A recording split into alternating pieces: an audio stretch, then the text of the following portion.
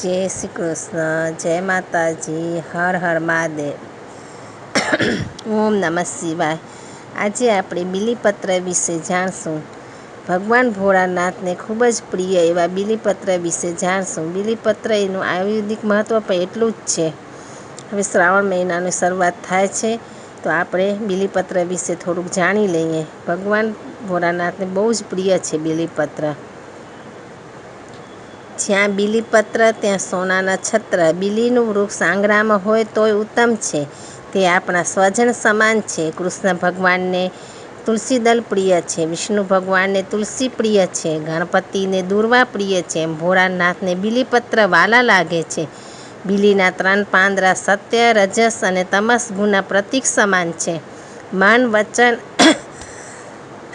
અને કર્મ 3 પ્રભુમય થાય એવી ભાવના હોય છે। વળી ઓમકારના અ, ઉ, મ આમાં 3 માત્રા રૂપ ઓમકારનું પ્રતીક ત્રિદલ બીલીપત્ર છે, તે શાંતિનું પ્રતીક છે।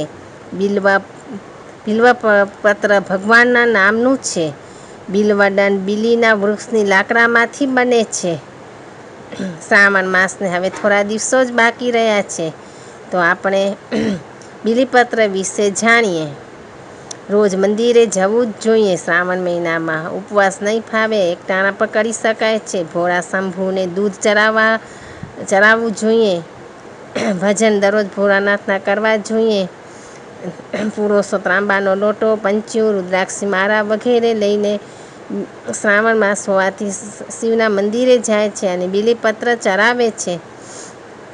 બિલ્વ એ આયુર્વેદિકની ગણતરીએ પણ એટલો જ ઉપયોગી છે। બિલ્વ ફળ કાચાનું અથાણું થાય છે, પાકા ફળનું શરબત અને મુરબ્બા પણ બનાવી શકાય છે। છાલનો રસ કાઢી દૂધમાં પીવાથી રોગ પ્રતિકારક શક્તિ પણ વધે છે। તંદુરસ્તી માટે તે ઘણો જ ઉપયોગી છે। તેની પરખ કેળવી ઉપયોગ કરીએ તો સંજીવની ફળ છે।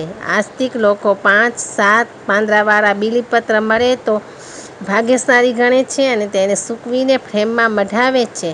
શ્રાવણ મહિનાના અંતે લોકો રુદ્રી એકટાણા ઉપવાસ કરી ભોળા શંભુને મહિનાના અંતે સોનાના કે ચાંદીના ત્રિપાંખિયા બીલીપત્ર ચરાવે છે। આ એક શ્રદ્ધાની વાત છે।